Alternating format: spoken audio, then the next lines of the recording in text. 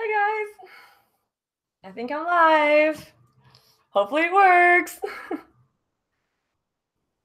All right, how are you all doing? Let me just wait for a few of you to trickle in because I know it takes time. Happy Monday. I always like having these live streams on Monday. I feel like they're a really good dose of energy. All right, how are you all crap. Doing? Sorry, I'm echoing. They're a really good dose of energy to start the week. Yay! Look at all these comments. Hi guys, welcome.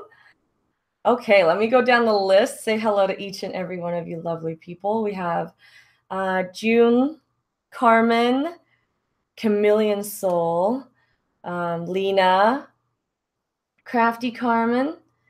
Crafty Carmi and Carmen are the same person. Okay. We have, let's see, Tina and Saruta.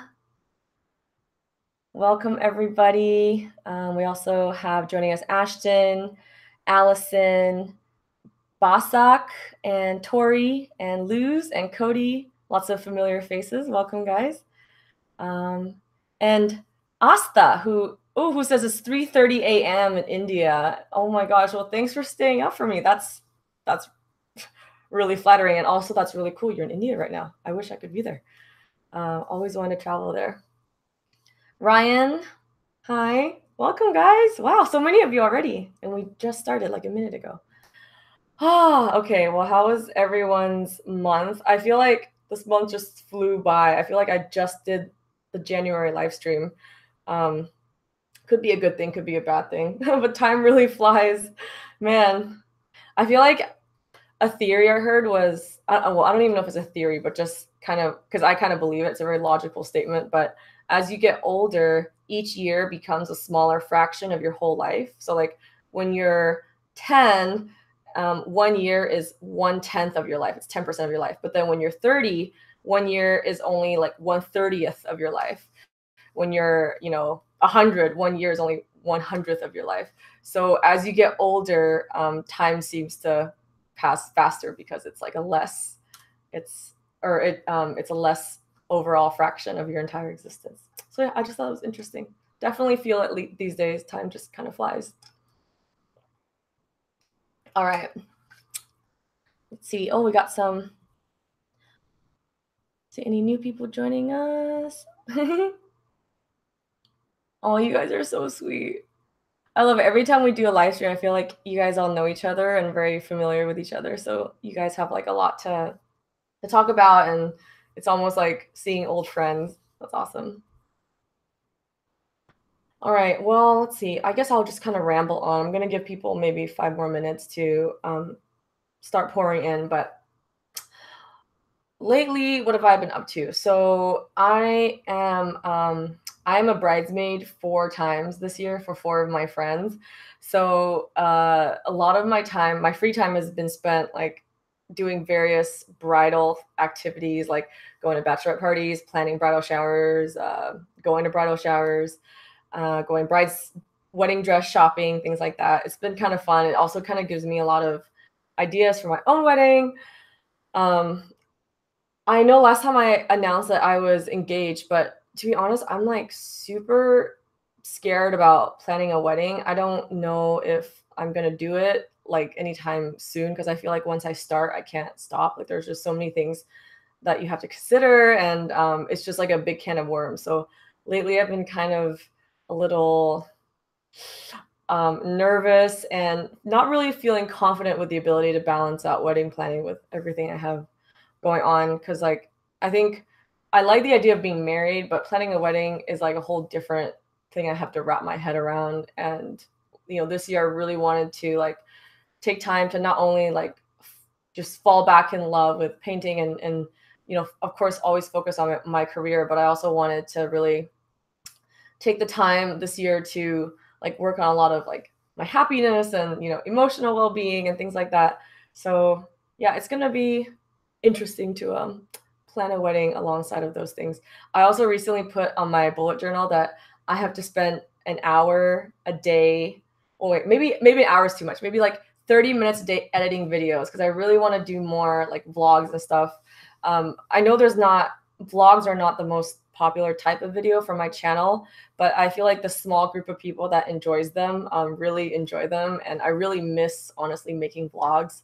Like the less I do them, the more camera shy I become and the more awkward I am speaking in front of the camera. So I really do want to get back into vlogging, and I actually have like 3 vlogs backed up that I haven't edited. So I really got to hold myself accountable. I think like for me, editing vlogs always gets pushed back to the bottom of the priority list. And I really want to make that a priority moving forward because yeah, I think it's good to have like a balance of things and not just lose yourself in one task and like neglect every other angle. So that's also what I'm trying to do. Oh, you guys are so sweet. You guys are like, I love your vlogs. Yeah, they're not super. I know I'm not like the best filmographer. I don't have like the fanciest equipment, and I'm not the most advanced, like most artistic, creative editor. But I really like making them. I myself enjoy watching the vlogs that are more like every day instead of oh, excuse me. Sorry. Oh, dusty in here. My I enjoy watching the vlogs that show me reality. I feel like I like travel vlogs and stuff because it helps me get excited and inspired to go on a trip. And of course, it's amazing to see parts of the world that I haven't seen from like someone's point of view instead of like a really polished travel video. I like seeing it like just filmed like on a phone or a handheld camera. It makes me feel like I'm there. But I think the vlogs I like the most are the ones that make me feel like, oh, this is kind of like my life, like, or I can really relate to this because I also spent an hour folding laundry today or something like that. So I kind of like the boring vlogs, especially if it's about like a lifestyle that I've always been curious of. Whether it's like a certain type of career or living in a certain part of the world. I like seeing the mundane stuff. That's the stuff that I don't get to see when I travel. That's the stuff that doesn't get exposed when, you watch movies or documentaries. So if I really wanted to like live abroad, like if I wanted to live in France, I wouldn't want to always watch like, vlogs that showcase all the best tourist spots and all the like fanciest parties. I would want to watch like what an average person's life, an average day is like if you live in France. So hopefully I can give off that same feeling for people who are curious about what it's like to be an artist. So yeah. Oh, I'm rambling. Okay, let's see. June says, what do you use to edit and make graphics for videos? I use Adobe Premiere. It's I don't think it's as complicated as Adobe After Effects, which is just way more advanced. But Adobe Premiere, I think, is a little bit more complicated than what I used to use, which was Windows Movie Maker.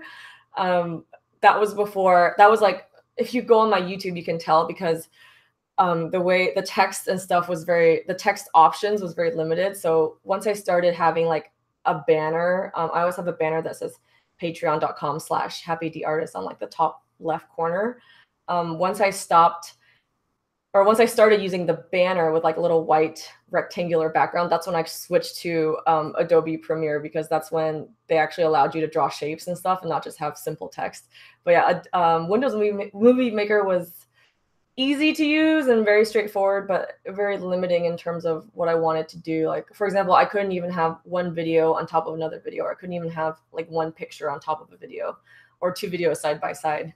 So it only allowed you to have like one clip, one layer, so to speak. But yeah, it's a really great starting point for people who've never been exposed to video editing because it is a whole can of worms. Also, I have an exciting announcement. Okay, not that exciting, but a printer video is finally in the works. I recently purchased a new printer.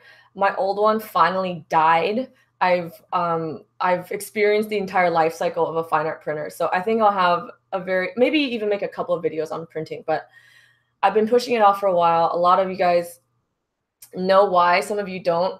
But the reason why I've been delaying the printing video was buying a fine art printer is a very big investment. At least for me, I always like to buy the really nice ones that, give the highest quality prints that are able to basically make the best product for your money. I feel like all artists sell their prints for a similar price. We all sell them for around like $30 for like a 8.5 by 11 print. But I really wanted mine to stand the test of time and just be like of the highest quality. Not only because I feel like obviously, you know, I want to give the best product for people who are giving me their hard-earned money, like as I just think that's the right thing to do, but as someone who like I think is a perfectionist and I've really been researching and reading up on printers and someone who buys prints, small details like that matter a lot to me. So even if it's a small upgrade in quality, like if the colors are like slightly richer or if like the inks are slightly better, I want to invest money and time into getting the best thing possible. So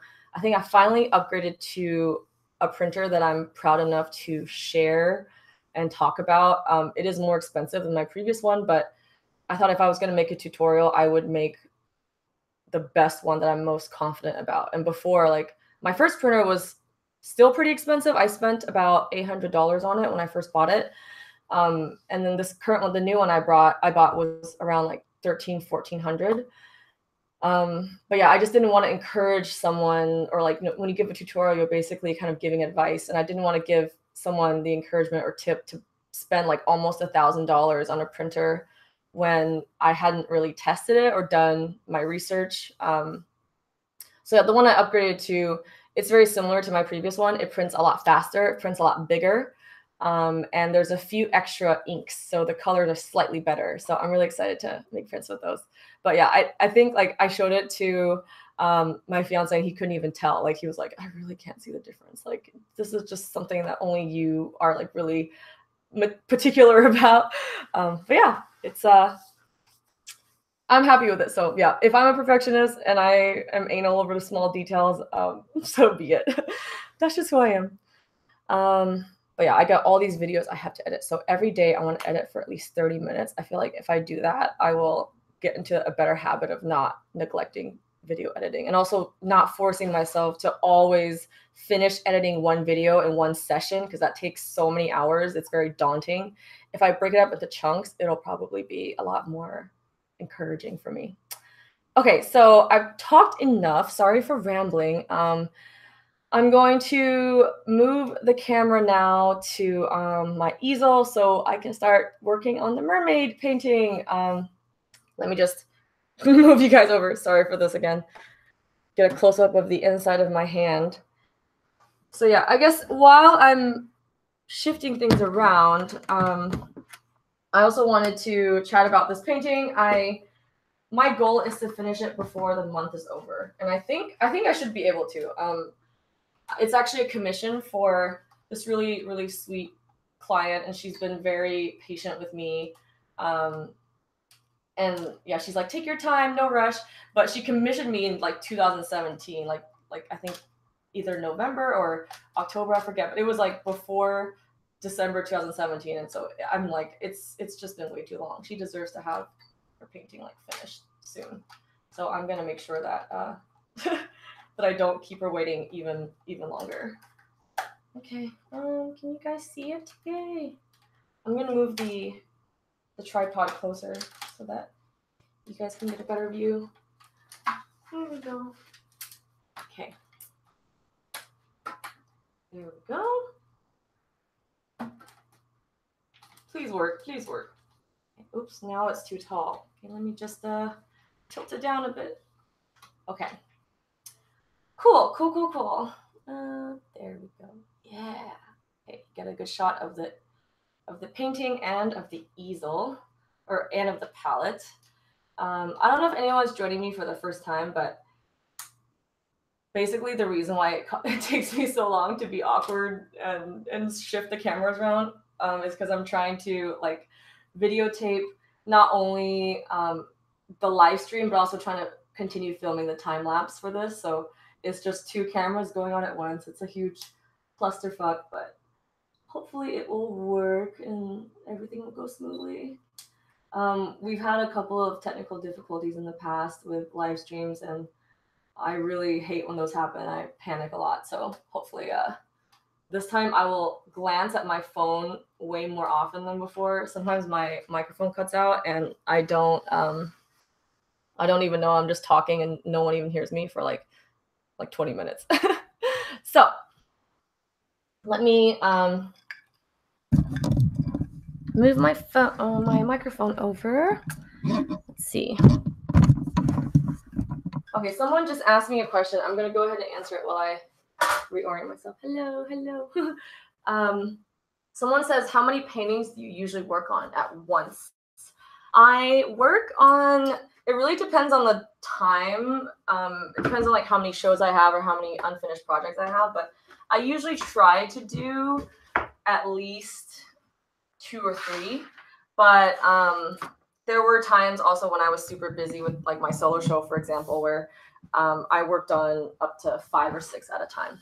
It's not really good to work on too many, but I think for me, when I started a bunch of pieces, it really helped encourage me to finish them. So instead of just, you know, having one piece be complete and then starting on the next one right after, like having a lot of them be half finished, it drove me insane. Like I really wanted the feeling of completing them, and I hated seeing them just being half finished. So it was a good like mental trick that I played on myself to almost manipulate myself into finishing more paintings by just starting a bunch of them. So yeah. Okay, I think we are ready to start painting. I don't know why I'm talking in a British accent again. I've been trying to work on my accents, I guess. Okay, so I'm gonna have my phone right here. Make sure I don't miss your messages. And also make sure that my audio is working, right? Everybody, audio's good? Okay. Let's see. Okay, how many hours of work did you put into that painting already? And how long will it take until it's finished? Oh, and then someone says, how you seem to work on the peppermint bee really fast. How long did that one take? And then I have another question. Any tips for adding movement to poses or composition? Lately, I've been feeling too stiff with the poses. Okay, so actually, before I start this one, let me just show you guys the peppermint one real quick because you wanted me to talk about it. It's still partially drying. Ta-da! Okay, here it is. This is the peppermint painting, peppermint bee. So I finished this yesterday. Actually, I was pretty much done with it on Friday. I just added some little stars and final touches yesterday. But this piece, it looked like it went really fast because I think I shared the drawing version of it a few days after I actually finished the drawing. So it seems like I started the painting after the drawing and then it took me only 2 days. But actually, like, it did take me, I think, the span of like a week and a half. And I worked on it pretty much every single day, or I tried to at least. There may be like 1 or 2 breaks I took to give it more time to thoroughly dry. But yeah, the reason why also this one went faster is because I didn't work on anything else while I worked on this. So if I only had a certain number of hours dedicated to painting a week, I would dedicate it all to this piece instead of splicing it up with other paintings. That's why this one fell behind a little bit, because this is for a show. It's actually due in on March 1st. So I'm going to ship it out today and with priority mail, like 2-day shipping. So it's going to arrive in time. But yeah, I felt bad procrastinating. Usually I don't like to wait till the last minute, but just got way too overclocked myself with a bunch of stuff this month. A lot of it, nothing to do with art. A lot of it was just errands and, you know, bridesmaid stuff. But yeah, hope you guys like it. I'm going to put it into a frame today and ship it out later after the live stream, actually. That one took like, if I were to count like the hours that I sat on the easel and worked on it, it was probably close to 10 hours. This one, the mermaid one, I've already put in over 10 hours of time. And it's just like, I don't know why it's taking me so long. I think because I get caught up in like being a perfectionist and wanting to get everything just right. So it ends up taking me extra long because I'm just reworking tiny little details that I really don't feel like I have to be so uptight about, but I just get lost in that mode sometimes, and I just keep reworking things that have no visible difference or visible progress. But yeah. Okay, let me pull up. Okay, I'm going to put my phone right here. Actually, no, I'll put my phone, I'll just hold my phone on my lap so that I'm constantly looking at the chat. Cody says, are you going to do prints of the peppermint bee? Yes, I actually have prints out already on my shop. I uploaded it today. So if you want to check out prints, they're definitely there. Not to be too self-promoting or anything, but yeah, prints are out at happyd-artist.com. Okay. I'm going to start doing the little fishies, and then I'm going to answer the question about adding movement to poses. And then I'm going to look for a few new questions along the way. Okay, so my gloves. Also, you guys, look, I had this hilarious accident. I don't know if you can see, but there's a lot of yellow on my gloves because I like put my hand right here. The yellow paint right here is like really close to where I have to rest my hand to work on the painting, and it got everywhere. Like not just my gloves, but when I rested my gloves on my lap, so it got all over my pants and my shirt. It was beautiful. My arm. I didn't realize this until like 2 hours later too. So artist life, I guess. Okay, let me get a tiny brush to work on the little fishy. Okay, perfect. So yeah, I think I'll start with the one on the left first, because since I'm right-handed, it just makes sense for me to go from left to right. Pretty much all I have left on this piece to do is finish up the fish and add a few little like sparkly things. And I think I'm gonna polish up the crown a little bit, the little crown made of corals. So yeah, this is gonna be done before the month is up. It better be done or else I'm gonna be very disappointed in myself. Okay, so adding movement to poses. I know what you mean by having a stiff pose. Like I always fall victim to that because not only are they easier to paint, but I also feel like stiff poses are, I don't know, they allow for, like when you're just starting out and you don't know a lot about composition and things like that, stiff poses are the easiest ones to rearrange when you're trying to make like a relationship with your subject in the background. If you have and also usually more complicated poses require you to be a little bit more like zoomed out, so to speak. Like you can't do close-ups with a complicated pose. Usually close-ups, you just have shoulders, neck, face, and like maybe if you're like getting fancy, a few hands, like your hand positioning is what makes it fancy when it's a close-up. But if you really want like a lot of movement, at least for me, I always end up realizing I'm zooming out, showing more of the upper body, showing more of the hips and sometimes legs. And those are the movements that seem really dynamic and interesting because, you know, they have all of your limbs can create so many new shapes and negative space, but it also requires you to rethink the entire composition of the piece. And that's why, like, naturally, some of us are, you know, averse to trying more complicated poses, or they seem really difficult because we're kind of used to being spoiled by the easy close-up poses. I would say like start with sketches if you're trying to do more poses with more movement. There are a lot of things you can find online. Let me try to find, I don't know the name of the website, but I feel like if you Google like nude modeling or art poses, there's a website where you can actually purchase different poses, and it's pretty well organized. You can filter it by types of poses. You can filter it by like male, female, hair color, body type, blah, blah, blah. And then you can be like, I want a sitting pose or I want a running pose.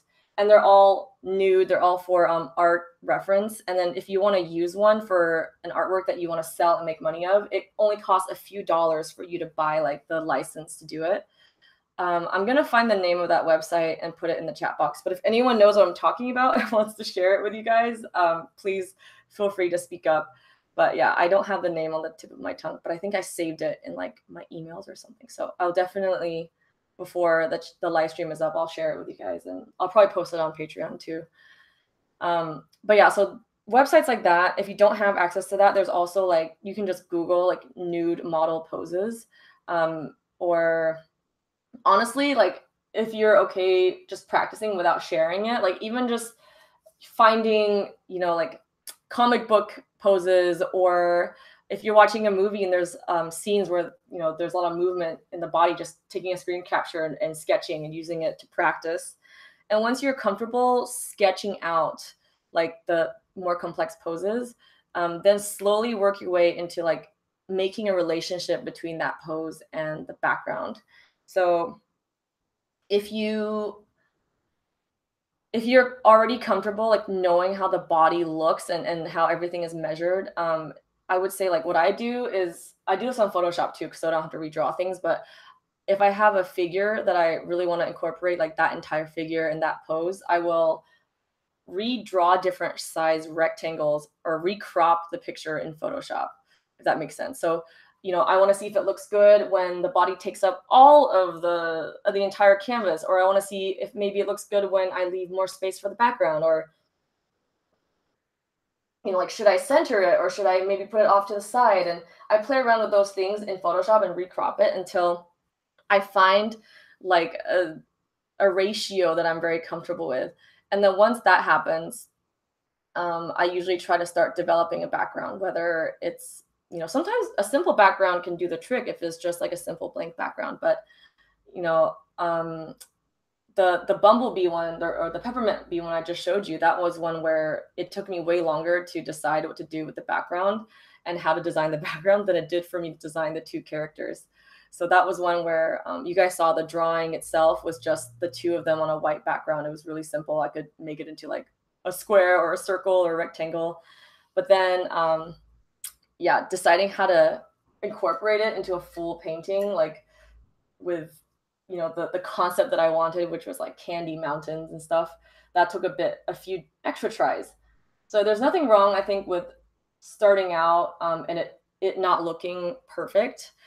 I think like anytime you try anything new, even if it's the same medium, even if, it's something you're familiar with, anytime you try something new that you're not used to doing, you have to kind of confront that feeling of, well, maybe like, this isn't going to go as smoothly as what I'm used to or what's safe for me.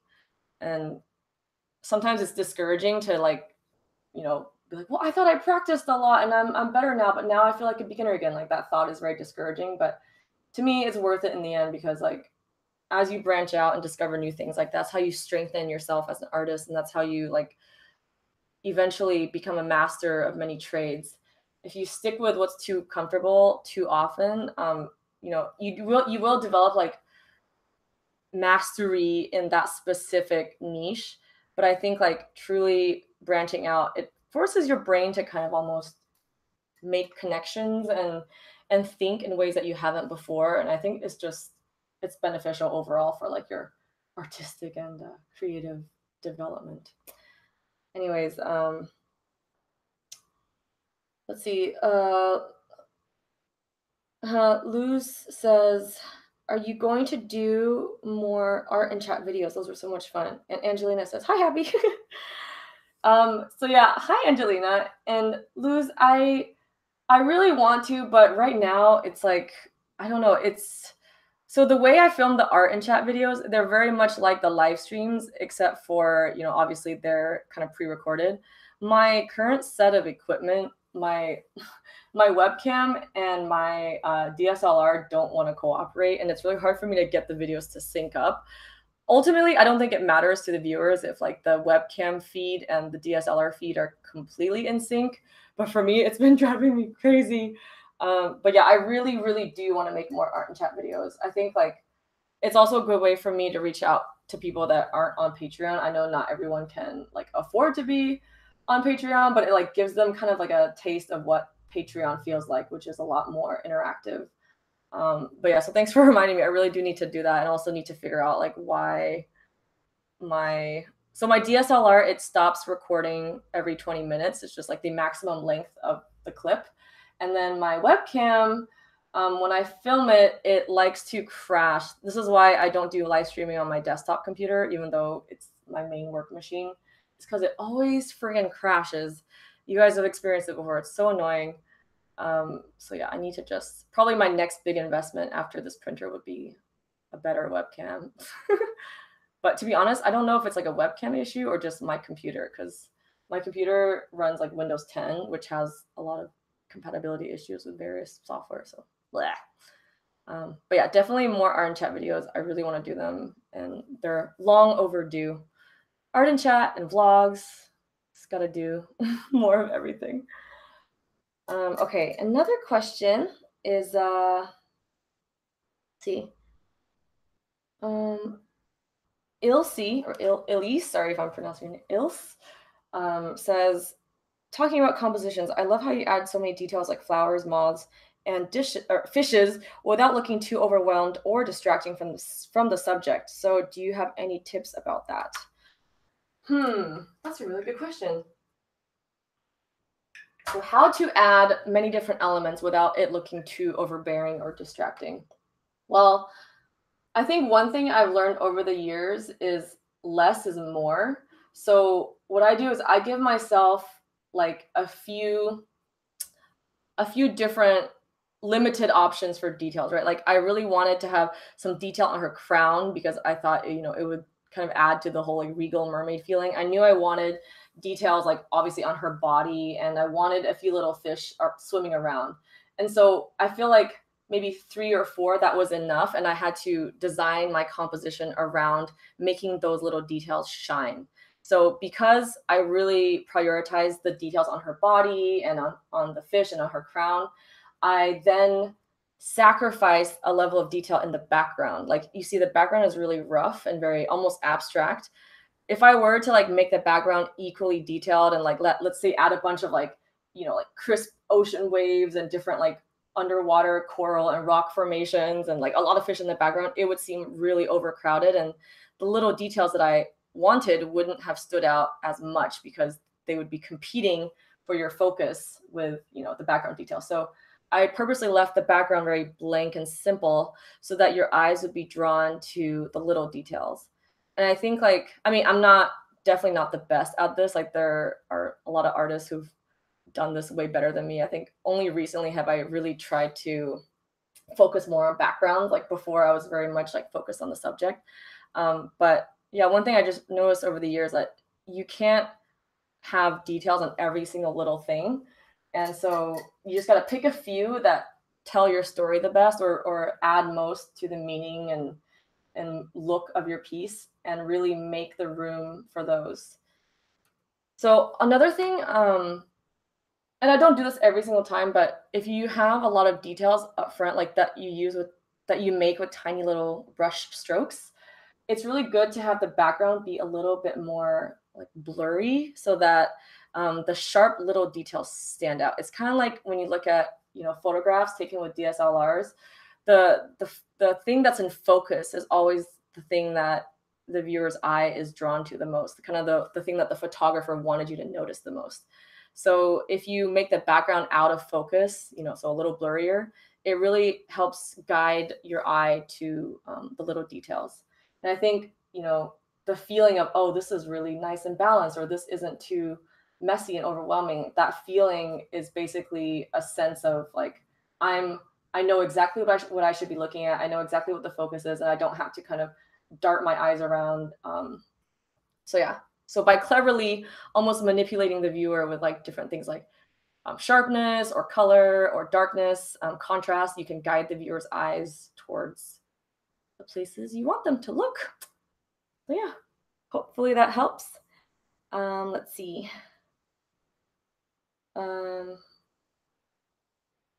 Let's see.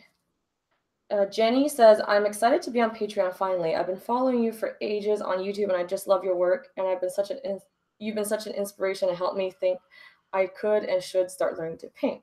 Well, thank you. That's very sweet. I'm really glad to have you, and I'm really glad that I helped you discover the joy of painting, because it truly is like no other. Let's see. Asta says, in these busy schedules, do you take time out for yourself to maybe read a good book or do something else and kind of dedicate a whole day to yourself? Ooh, that's a really good question. You kind of hit it right on the nail there, because that's something I really wanted to focus on this year. To be honest with you guys, like I don't really know how to enjoy time off anymore. Like there's always this like feeling of, well, I not to be like melodramatic, but I guess since we're live streaming and you guys are my close family, I'm just gonna be real here. But I think like over the years, I've really prioritized my art career, because like again, it doesn't really feel like a career. Like it's so fun. It's something that has so much meaning to me. It's not just like a way to make money. So for me, it's hard for me to separate that from from like my days off. It's all kind of blended together. Like this is just my life. My life is just always I'm never not an artist. I'm never not thinking about it. I'm never not worried about it or stressed about it. So even when I do take like the weekend off to spend time with friends or hang out with people I love, like on the back of my mind, I'm always kind of thinking about the art career, like, oh my God, is it going well? Like, oh my God, I have this painting to finish. What should I do? Or, oh, I have orders to ship. Like, I always I'm constantly in work mode, even when I'm taking time off. And lately it got to be really bad because when I was taking time off, I couldn't, it's not just that I was thinking about work, but I also felt really panicked because I was falling behind on work. Like obviously when I'm on vacation, I shouldn't be working. But it's hard for me to like enjoy it without feeling like, oh my God, well, when I come back, I missed out on so much work. I have all these backlogged orders and videos. Like when I come back, it's going to be so stressful to try to play catch up. And then that kind of almost like ruins the mood on my vacation because, instead of enjoying the sights and being in the moment, I'm just kind of, my head is still back home, which like, again, it's hard for me to, I let it become a problem and I let it kind of spiral out of control. And I didn't even realize it because at first I'm like, well, that's not a problem. Like it's not unhealthy to love what you do and be invested in it and always thinking about it. Like that's just a sign that I really care about what I do. And that's a good thing. But then like later on, I think over time, I let it get to a stage where it really was making me, giving me extra anxiety and stress. And it took away from how much I enjoyed what I do. And like, I really never anticipated for art to give me any stress. Like if anything, my whole life, it's been my one anchor of like joy. It's been my one safe haven that I go to whenever I was feeling upset or down or stressed out. I would make art and it would calm me down. It would make me feel better. But over time, like I let myself you know, I let myself turn art into a source of stress rather than, reminding myself to like really balance the time, take the time off so that I could keep art as like something that's still positive instead of letting it turn into something negative. I'm not saying it's like purely negative. I'm just saying that like lately it's definitely not just all therapeutic, all calm, all peace. It definitely comes with its like stress and anxiety too. And that's something this year I really wanted to focus on. I didn't want to like turn something I love into something that would cause me grief. I remember like someone, I forgot who told me this, but someone said, if you love something, you should never do it as your job because you'll start hating it. Like it's just a common saying that I see online and it's tossed around between like my circle of friends. And at first I kind of like when I first started the art career, that thought always I don't know, always scared me. I always kind of like every time I thought about it, I'm like, ooh, is that gonna happen to me? I really hope it doesn't. Um, and I'm not saying it's definitely has not happened to me. It's not like I love art way more now than I ever did when it was just a hobby. Because like the more I do it, the more in love with it I feel. But I do kind of also see where that quote stems from because yeah, once you let it overtake your life and become a source of stress and it won't be like a purely enjoyable thing anymore. It'll have two sides. It'll have an enjoyable side and maybe even more fulfilling side, but it'll also have a stressful side. So I'm okay with that. I just need to learn how to balance my time better. And I think if I just let myself take time off and really enjoy time off, and cut me some slack, cut the art some slack, then I'll be able to like enjoy it more, like as a whole. So yeah, that's kind of me rambling. But yeah, sorry to answer your question. Yes, I do take time off. I try to force myself to take time off, but I'm working on really mentally also taking time off, if that makes sense. Oh, I missed a bunch of comments. Let me read them. Okay. Let's see. Let's see. Saruta says, my problem is that I was always considered the best artist as a kid, but now I struggle even drawing a line. It's hard to enjoy it now. And then Luz says, you should really practice staying present in the moment and let go of those thoughts. Actually, if you can't do something about it at the moment, you shouldn't worry. Worry about it when it's time to do it. I'm trying to do the same, to worry a bit less when there's no chance I can do anything about it. And then Eva says, "Hi, this painting's awesome." Well, welcome, Eva. um, yeah, I definitely agree with what you guys said. Firstly, Saruta, I know what you mean. Like, I went through the same phase where, as a kid, like in first grade and kindergarten, I was always like the best artist in the class. Like, I was like the artist girl. But then over time, like as I got into my 20s and even in high school, I wasn't like the best anymore because I didn't invest as much time over the years in practicing. And honestly, it's just the older you are, the more people you meet, and the more people you meet, the higher chance you'll meet someone who is better than you at something. And it really bothered me and discouraged me at first. But then, like, I think what really helped me overcome that was realizing that I'm not doing art because I want to win a competition, right? Like, it doesn't matter if I'm the worst artist or the best artist. Like, as long as I'm enjoying it, that's all that matters. So, even if I'm not the best in, my class or the best out of the people I've seen online, even if someone younger with less experience is naturally better at it than I am, it shouldn't take away from how much I enjoy it because, what's important is not the relative score of how good I'm doing. What's important is the value of having art be a part of my life. So, yeah, if that thought is bothering you, then I would suggest to just kind of like shut yourself away from always trying to compare because the word best by nature is a result of comparing, right? You stack yourself up against something else, and if you're better, then you're the best, and if you lost or if you're worse, then you don't get to be called the best. And I lately have been trying to even stay away from words that kind of trigger that comparing feeling. I try not to say things like better, worse. I try to say things like different or like oh, I need to practice, but I don't say like, oh, I need to be better than I was or something like that. It's hard to focus on having a positive outlook when you're always feeling like you have to compete, I guess. But yeah, and then Luz, what you said about like if you can't do like if you're worried about it, do something about it. But if you can't do anything about it, why worry about it? Like I totally totally share that sentiment.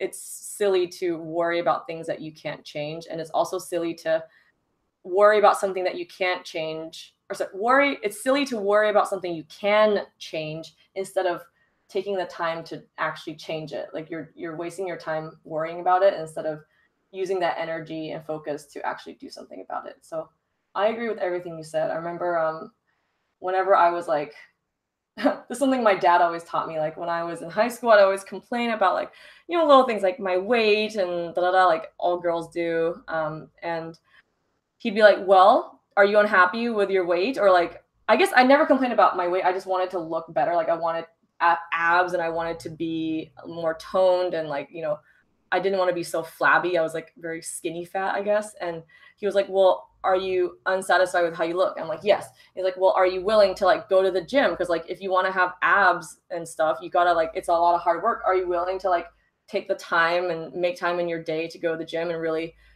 like tone your body?" And then I was like, "Well, no." And he's like, "Okay, well, then are you gonna be okay accepting the fact that you're not going to have the body you want if you can't put the work into it?" And then I was like, "Fine, like, well, why can't I just complain about it? Like, I just want to vent." And he's like, "When you become an adult, you realize that like venting only gets you so far. Like, you really actually only have two options. You can either change it and put the work into changing it, or accept that you can't change it and stop complaining about it. Because if you complain without trying to change anything, it's just going to turn you more and more into like a negative person. And that's not what you want for yourself. And that's not going to help you in any way."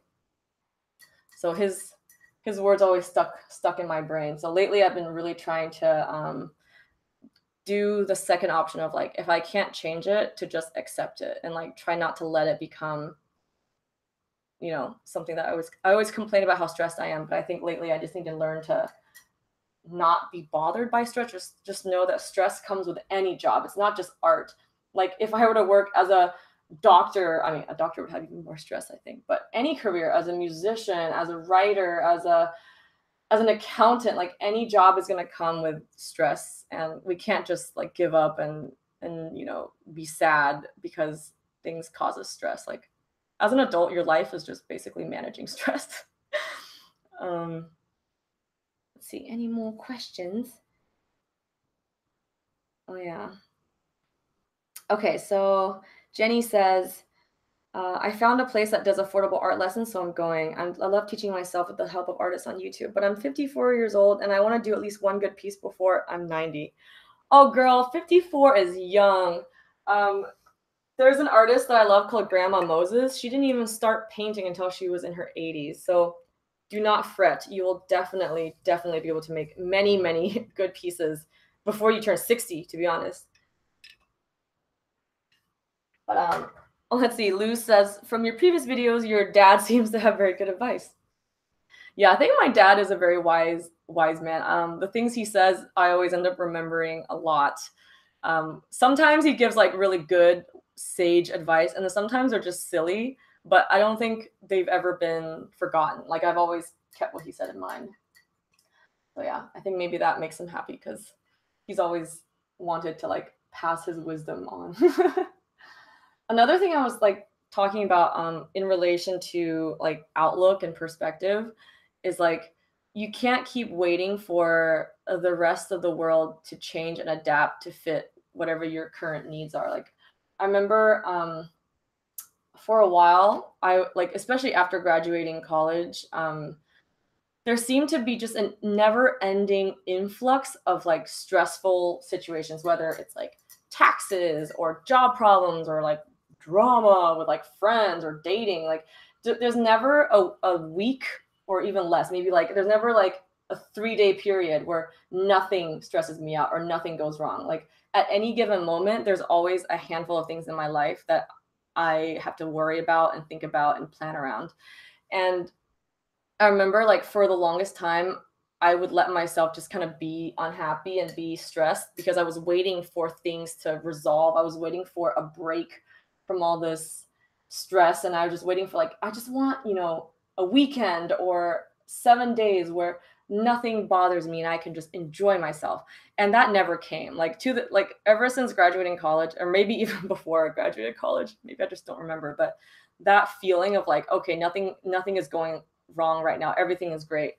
That feeling never came. I mean, I even said like when I'm on vacation, I can't even fully enjoy myself. So it's at the end of the day, it's not about what happens. It's about your perspective. So like I learned over time, instead of waiting for a period of like complete peace and nothing to go wrong, I would try to find that peace in myself. Like even while things are going wrong, even while things should be stressing me out, still finding the ability to not let that one thing ruin my whole day or that one thing cloud my judgment, trying to not let the stress of it be the main feeling. So yeah, it's hard, it's difficult. I'm not even perfect at it, like at managing stress. But I think over time, I just learned to compartmentalize my day into different sections. Like, okay, maybe this morning I was stressed. I had a really like frustrating phone call with my insurance, but like this day can still turn out better. Like maybe this afternoon I can like, go to happy hour, like take some time, or even working on my painting. Like maybe I'm stressed about a looming deadline, but like doesn't mean I can't enjoy working on the piece. Doesn't mean that this painting isn't something valuable and something that can bring me joy. So yes, learning to kind of, instead of denying or trying to make it perfect and having this all or nothing attitude, just like finding the grains of joy in every little thing that in every little way that I can. Like yeah. I'm rambling again, sorry. Okay, wow, I'm really slow at working on this fish, but this fish is like almost done. I really thought I could finish all 3 fish in this live stream, but I only got 1 done. But it's okay, right guys? Like 1 is better than none. Okay, let's see. Oh wow, it's already 2:50. I'm gonna start on this next fish while I answer some more questions. Okay, let's see. We have Ryan says, "Hi, Happy. I was wondering if you had any good tips for photographing art to make prints. I really want to get good details. I haven't released prints because I feel like they need to be as good as I can do." And then Jenny says, happy your imagination never ceases to amaze me, and each piece is always so different. How do you manage to think of your concepts? And Saruta says, haha, these live streams are my happy hour. Oh, I'm really glad they're your happy hour. And I appreciate a good pun. Okay, so the first question about photographing art. I would suggest doing it in the daylight, in the shade. So if you have like a balcony or access to being outside, like a good place is like under a tree or under some sort of covering where it's daytime, but you're not in direct sunlight, you're still in the shade. And the reason I think that is because it creates a very ambient, like multi-source light source. So when you're indoors, your light comes from a very like kind of um, a very niche, like almost spotlight, right? You have your like lights from the ceiling, or maybe you have a lamp that you use when you work. And that light source is only going to illuminate the areas of the piece that are closest to it. So if I have a lamp pointing up, down, the top part of my piece will be a lot brighter and more focused than the bottom part. Or if I have something pointing from left to right, the left part will be more illuminated, the right side will be darker. And also like indoor lighting, I find even if you get like a crisp white light bulb, it's still not the same as outdoor sunlight. And of course, direct sunlight to me, or in my experience, makes really harsh shadows. Like that's why like people don't even like to be photographed, like their portraits in direct sunlight. It's just very, very harsh. Very harsh shadows. And also, again, like it's not as, it might oversaturate or overexpose elements that are more subtle. Like if you have subtle little highlights or changes in your value, like those little subtle ranges will get completely washed out in direct sunlight. It's just way too powerful. So I recommend being in the shade. If you can go outside, go outside. If not, I have like, for example, I have like a corner of my house where there are 2 windows in the corner. So I just put my piece in between the corner, and that way it gets light from both sides of the window. And photograph it with something good quality. So if you have a DSLR, obviously the resolution is higher on those and you can make better prints. If you only have a phone, I would say like just try your best. Like I'm not saying everyone has to be forced to buy like expensive DSLRs. They're very pricey, but if you still want to make prints and you don't have a DSLR, like just try a few out on your phone and see what it'll look like when you print it out. Like is it unbearably like blurry and the details are way too pixelated, or is it actually pretty sufficient? I think like iPhones actually have a pretty good resolution, and I know like a lot of Nokia phones have really they're like 43 megapixel or something like that. So I don't really know the specs of all the smartphones by heart, but some of them will have better photographing capabilities than others. And then I guess one thing to pay attention to that's really important for prints is like 300 dpi is the bare minimum that you should be aiming for. 300 dpi is like 300 pixels per inch, basically. So when you print, I don't know, depends on where you're making your prints, but always set the setting to at least 300 dpi. For me, I liked, because again, I'm very like anal perfectionist when it comes to prints. I don't know why. I just can't let small things go. But I make my prints at 600 dpi, so my resolution has to be even higher, and that's why sometimes I use a scanner because my scanner scans things at 1200 dpi, and so printing at 600 dpi, I can actually make the print double its original size, because like I can still retain the detail I need. And I think 600, I can see a difference. My fiance says he can't, and a lot of people I've talked to says like it really doesn't matter. But for me personally, I can see the difference. I've done a test run, like 600, it feels like you're holding an original. Like there's really no visible difference with the naked eye, like down to the little hairs and little bumps. The little wood grains, like you can see everything. But with 300 dpi, I still feel like I'm holding a print. Like I don't lose myself in the details as much. But with 600, it like, unless I was able to turn the page over and see how 3D it is, like if there's actually 3D bumpy textured strokes, like if I'm just looking at an image of an original and an image of a 600 dpi print, or just holding it up to my face at eye level, like I really can't tell a difference. That's what I love about the 600 dpi, especially with illustration prints, because obviously with oil paint, we expect there to be some sort of dimensionality to it. We expect the brush strokes to pop out, and like the areas where the paint is thicker, we expect it to jet out. But with illustrations that are flat by nature, like there are times where I couldn't even tell the difference holding two pieces of paper, which one was the print and which one was the original, because 600 DPI, like it really replicates the detail like so well. But yeah. And then, sorry, the question of, let's see, how do I think of concepts, like staying creative? I think for me, and I always say this, I keep a journal of any sort of small idea that pops up in my head. I make sure to write it down, even if it's an idea that seems silly or like maybe stupid or something I would not normally paint. If I write it down and look through my journal of ideas later, those ideas don't have to be, you know, an end all be all for dictating the direction of a painting. They could be little starting points, or little, even, it doesn't even have to be starting points. It could just be things that I choose to incorporate. Like if I wanted to do a mermaid, for example, I don't have to like, sorry, just taking some water. My mouth is dry. If I wanted to paint a mermaid, I don't have to write down exactly what every little detail of the painting is going to look like. Like, oh, I'm going to have her have this colored fin. I'm going to have this fish of this color here. I'm going to have, scales on her arm and her face. Like I would just write down like mermaid, but with like a creepy twist or something simple like that. And then later when it comes time for me to work on the painting, I will kind of rise to the occasion, and then I'll try to figure out how to achieve that little goal. Or maybe even like, let's say I look through my journal and I see mermaid, but with the creepy twist.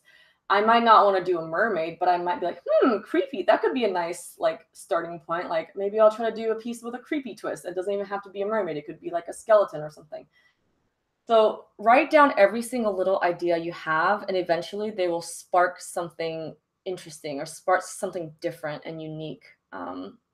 It doesn't have to be like, you sit down with a blank canvas in front of you and you just magically manifest all of the ideas for like the most creative, perfect, complete painting right off the bat in that very moment. Like it's a slow process, like most things. And I think getting in the habit of capturing your ideas and looking over them frequently, it helps, it trains your brain. Like I always feel like your brain is a muscle, like any other part of your body. So the more you use it, the better it becomes. So yeah, just training yourself to like watch out for little moments where you feel inspired to paint something. It could be like you're walking around and you see a beautiful flower in the park, or you could be like you're watching a movie and there's a shot that really captured you, or I don't know, even like reading a book or talking to your friends. It could be a sentence or something that really triggers like that desire and that idea. And always be aware of those moments and make sure to write them down or capture them in some way so that you can refer to them later. So yeah, let me, read some more questions. Lou says, after every live stream or podcast, I feel like I'm full of energy to paint. You guys are so cute.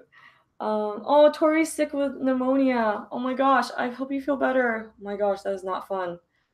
This year has been like just so, like, people are getting sick all over the place. Oh my gosh, speaking of which, I don't mean to bum you guys out, but like a few weeks ago, I got some really sad news. Like this wonderful woman who, she was actually the first gallery to give me like a shot at having a gallery show. She was, it was an online gallery, but Swoon Gallery. So years and years ago, she was the first one that gave me like an opportunity to show at like, I guess like a real gallery in that way. I don't like to say real or not real, like, but I used to, do a lot of shows at like galleries slash like coffee shops or galleries slash, working spaces. And hers was the first like focused gallery that gave me a shot. But she passed away. Like her name was Allie. She was like really sassy and full of life. And she really wanted to help young artists. She lived in LA. There were a lot of artists in LA who all knew her and were close to her. And like, she got the flu and it just turned into, I don't really know the details, but yeah, it was definitely because of flu season. She passed away and it was super, super sad. And like, when I heard the news, I couldn't believe it. Like, it was just like, you don't think the flu could kill people. Like, it's like, we're not in the Middle Ages anymore. And like, you know, it seems like everybody gets sick. So yeah, everyone just take I don't want to scare you guys, not like, oh, we're all gonna die, but just take good care of yourselves. And this year is just rough. It's really rough. But yeah. So anyone out there who's feeling sick, I went through a hellish 2.5 weeks of my flu, and then I had a cough for 6 weeks afterwards. Like my throat never returned to normal. And I remember like my mom being freaked out. She's like, oh my God, go to the doctor. Like this year it's extra strong. Like even if you have a cough, make sure it's nothing bad. So yeah, just take extra precaution, go to the doctor. Like, you know, if anything even small bothers you, like it's better safe than sorry. Just get it checked up. You know, it might be a hassle to have to go to the doctor, but it's really, you know, I feel like this year it needs it. It requires our extra discretion, I guess. Sorry, I totally got sidetracked. Let's see.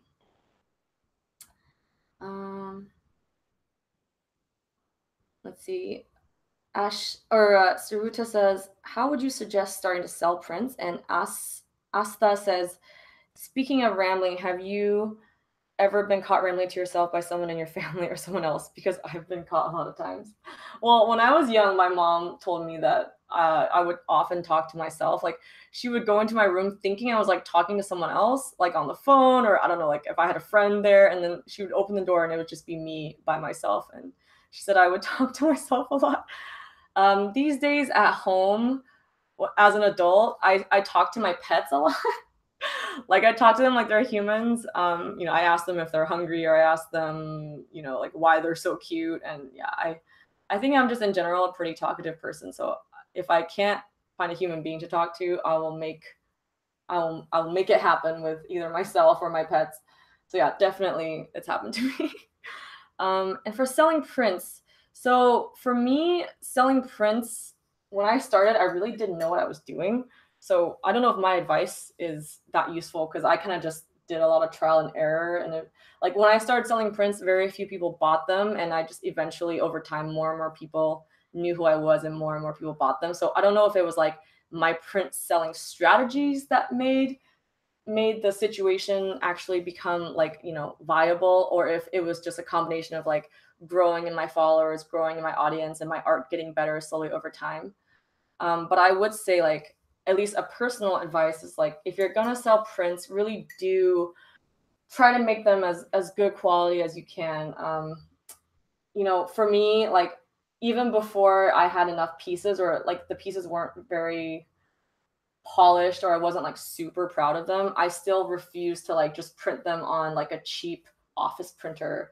I still went to a print shop before I had my own printer, and I would pay the hefty extra fee to have them print it for me. You know, it like basically I ended up making just a few dollars per print because it cost so much just to go to the print shop. But I always wanted something good quality, because that's just, I guess, the kind of person I am. Like I don't want to sacrifice quality, especially if someone's paying for something. And even if they don't notice it, like I have a guilty conscience if I know that like I'm not giving them something that's going to last, you know, in a few years. And like the inks that I use, they're archival inks. They're actually designed to last 200 years or more. So like, I don't know, quality to me is a huge factor. And I think, at least personally, when I buy a print from someone, the thing that keeps me going back and the thing that encourages me to buy from them again is the quality. If I buy something and it turns out to be really crappy, like it's not like I'll go and be mean to the person, but I just never be a returning customer. So selling anything, you gotta care about your customers, have integrity, and like just make sure everything is at the highest quality that it can be. And that's part of the reason why like I don't use Society 6, because I don't feel, it's not that I think they definitely do use good quality printers, but like because they're high quality, I have to sacrifice a lot of the profit margins. I'll be making only like $1 or $2 per print. And so I thought like, if I want to keep the quality and also keep my margins, I want to just do my own prints. It's a lot of extra work. It's a lot of extra hassle, but to me, like I have better control over the quality. And with Society 6, like even though they use good printers, I don't have control over the quality of like running test prints to make sure the colors match or that they come out right, or, you know, tweaking little things here and there. Like with my own printer, I have the freedom of like making 10 little prints on my own first before I release it to the public. So making sure I tweak everything just right to make it perfect. So yeah, when you sell prints, just my advice is to like focus a lot on the quality and yeah, making sure your customers are getting what they paid for, because you know it's people are spending their hard-earned money on you and like they deserve the very best. At least that's what I believe. Okay, wow, I've like it's already 3:06. I should really end the live stream now. Let me move you guys back to the desk so I can say goodbye while sitting down. But oh my gosh, I totally lost track of time. Let me read some comments while I move you guys back. Jenny says, happy, drink warm lemon and ginger tea. It's good for annoying coughs. Yes, actually, like that's something I discovered later on. I just end up not just lemon tea, but also cough drops. Like whenever I was out in public or just throughout the day, like if I didn't have access to constant like hot water and tea, I would like go crazy with the cough drops. I went through like 2 bags of cough drops during those 6 weeks. So we're talking like hundreds of drops. And yeah, it's better now, but man, I remember reading that like if you feel the need to cough, it's not always healthy to just keep coughing yourself into oblivion. It's like damaging your throat. So just try to find ways to reduce the amount of times you cough. So yeah, that is what I did. Oh, there goes the British accent again. Okay, let me. Oh, moving the laptop back. Let's see. Oh, you guys are you guys are so sweet, like helping encourage each other, giving each other tips. I love this. Okay, so Ryan says I do have a DSLR. I should maybe mess with the settings a bit. I also struggle with editing photos on Photoshop. I try to take multiple photos of one piece and then combine them, but it's a pain. Yeah, there are tools that you can use like photo merge and stuff like on Photoshop to combine them, but it doesn't always work out perfect because if your lighting is off or if, you know, sometimes because it's an automated thing, you can't control it. Like there were a few paintings where I try to use photo merge and it just for some reason would never like merge it properly. Like it'll merge the wrong things with the wrong places. So over time, I've relied less on photo merge and more on like using a scanner or just getting like a good quality, like higher resolution DSLR. And sometimes like if the resolution isn't that good, then I won't sell large prints of it. I'll only sell smaller prints. Or like honestly, some pieces, like I said, like I personally want to do 600 DPI, but not everyone has to. Sometimes I'll do 300 DPI, or I used to do 300 DPI for my older pieces because I don't have them anymore to rescan. And they still look really good. Like only very few people can tell the difference between 600 and 300. I think it's just for really anal people like I am, I guess. Okay, so I am back. Hello guys, back in my chair. Let's see. Oh, you guys are so sweet. Luz says, I can't see you. Can you see me now? Sorry, I was covering the screen because I was moving it. But yeah, you guys are so sweet. I like how you guys really lift each other up. Eels says, I was talking to Jenny saying, paint it now, don't feel limited by your skills. You have to paint to learn if you really like the concept. Just redo it sometime later. It'd be satisfying to compare your improvement. I really agree with that. I think like you really shouldn't say like, okay, I'm not going to paint this until I reach a certain level of skill. Like if you want to paint it, and you can practice improving your skill while still, you know, trying to tell your story and convey your ideas. It doesn't have to be mutually exclusive. It's like practicing shouldn't just be a series of boring drills and exercises, although those do help. Like those definitely help focus your practice. So if you want to get better at drawing hands, like just drawing hands over and over again definitely helps improve probably faster than like drawing a bunch of paintings that have hands in them, because like then you're spending all of your time condensed into practicing hands instead of dividing your time into practicing everything else. But I do think like if you don't enjoy it, there's really no point in doing it. So yeah, if you enjoy painting your concept and you have a fun idea, like just try your best, and like Ilse said, like just redo it later and it'd be really fun to see how much you've grown. But yeah, okay. I think I am going to call it a day. Actually, you know what? Before I go, I'm gonna find that pose thing that I was talking about, so that I can give it to you guys. I feel like I saved it. Wait, maybe if I just pose space, posespace.com. Let me. I'm just going to put it into the chat box here. So, okay. And then after that, I'm also going to add it I'm going to edit the post the post on Patreon that has the live stream link. I'm going to just add like a little PS. Here's the link for the posing website I'm talking about. So yeah, you guys can definitely feel free to enjoy it, and hopefully you guys find it useful.